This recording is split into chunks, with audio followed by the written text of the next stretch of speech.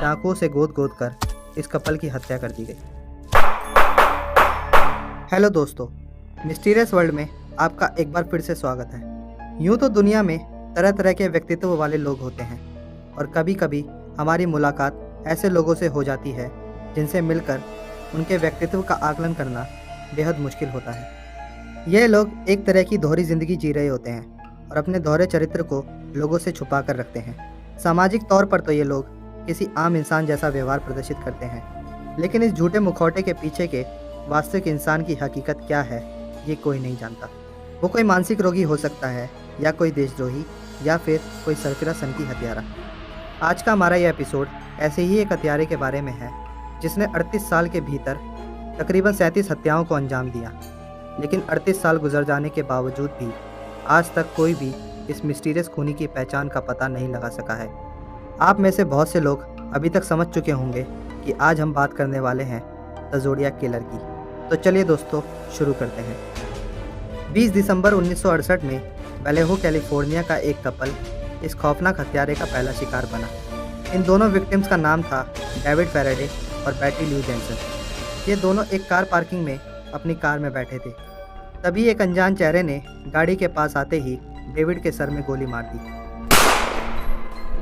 और जब बेटी ने वहां से भागने की कोशिश की तो उसको पीछे से 5 गोली मारी गई। बस इसी घटना के बाद से ही सिलसिलेवार और बेहद मिस्टीरियस तरह की मौतों का सफ़र शुरू हो गया, जिसे आज भी मॉडर्न हिस्ट्री की सबसे बड़ी मर्डर मिस्ट्रीज में से एक माना जाता है। इस कातिल की खास बात यह थी कि यह अगले मर्डर से पहले ही पुलिस को इन मर्डर्स के बारे में चेतावनी दे देता था, लेकिन फ़र्क सिर्फ इतना था कि ये चेतावनियाँ पुलिस तक लेटर्स के माध्यम से पहुँचती थी और इन लेटर्स को एक बेहद सधी हुई इनक्रिप्टेड फॉर्म में लिखा गया था, जिसे डिकोड करना बेहद मुश्किल था। इसके अलावा यह हत्यारा फ़ोन कॉल्स और पजल्स के माध्यम से भी पुलिस तक अपने अगले कातिल की जानकारी पहुंचा देता था।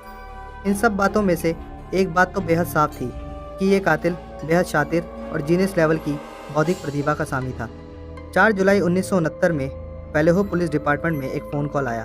फ़ोन पर बात करने वाले व्यक्ति ने यह खुलासा किया कि उसने डार्लिन फेरिन नाम की एक महिला का कत्ल किया है और माइक मैज्यू को मारने की कोशिश भी की है। इस फ़ोन कॉल के दौरान उसने डेविड और बेटी के कत्ल की जिम्मेदारी भी ली। इस फ़ोन कॉल के लगभग 1 महीने बाद से एक के बाद एक रहस्यमय खतों का आना शुरू हो गया।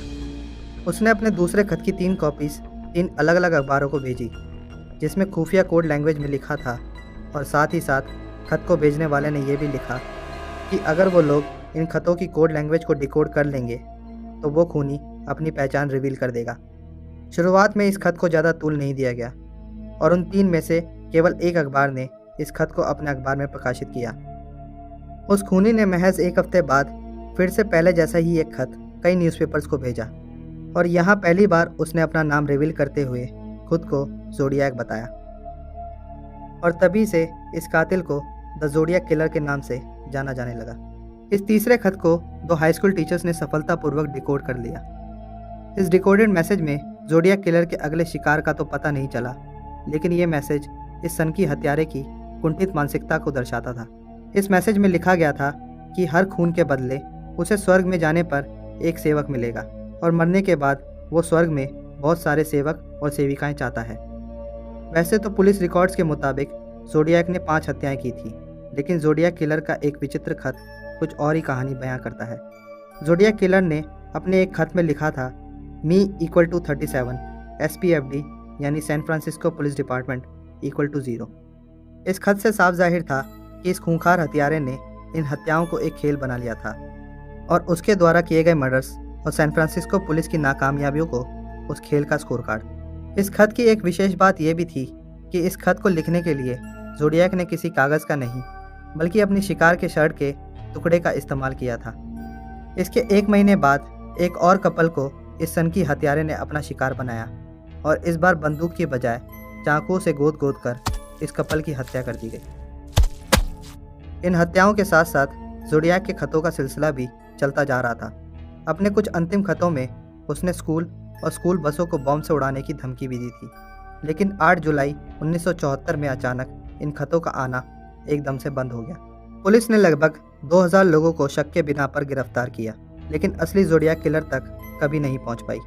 यूं तो पुलिस के पास ज़ोडियाक किलर की उंगलियों के निशान, कुछ चश्मदीद गवाहों के बयान और ऐसे ही कई सबूत मौजूद थे, लेकिन फिर भी इस बेहद शातिर हत्यारे को पकड़ने की सारी कोशिशें नाकाम रहीं। सभी को लगने लगा था कि ज़ोडियाक किलर का आतंक अब खत्म हो चुका है, लेकिन उस आखिरी खत के लगभग 4 साल बाद मई 1978 में चैनल 9 नाम के एक मीडिया हाउस को इस रहस्यमय हत्यारे का एक और खत मिला, जिससे पूरे सैन फ्रांसिस्को में हड़कंप सा मच गया। इस खत में लिखा था, डियर चैनल 9, मैं ज़ोडियाक बोल रहा हूँ। अगले 3 हफ्तों में अंततः तुम्हें कुछ अच्छा छापने को मिलेगा, क्योंकि मैं अगले 3 हफ्तों में 5 लोगों को मारने वाला हूँ। मैंने फिर से कत्ल करने का फैसला कर लिया है। और इस खत के आखिरी शब्द थे, सी यू इन द न्यूज़। इसी के साथ पूरा कैलिफोर्निया एक बार फिर भय के अंधकार में डूब गया, क्योंकि शायद ज़ोडियाक किलर एक बार फिर वहाँ के लोगों पर कहर बरपाने वापस आ गया था। इस धमकी भरे खत के बावजूद सैन फ्रांसिस्को पुलिस ज़ोडियाक किलर का कोई सुराग नहीं ढूंढ पाई, और पुलिस ने खुद ये माना कि द ज़ोडियाक किलर एक जीनियस है और ऐसे शातिर हत्यारे का पता लगाना लगभग नामुमकिन है। लेकिन आपको क्या लगता है, क्या ज़ोडियाक किलर कोई मानसिक रोगी था, या कोई स्प्लिट पर्सनैलिटी, या फिर कोई सरफिरा खूनी? अगर आपको आज का हमारा ये एपिसोड पसंद आया हो तो इस वीडियो को लाइक और शेयर करना ना भूलें।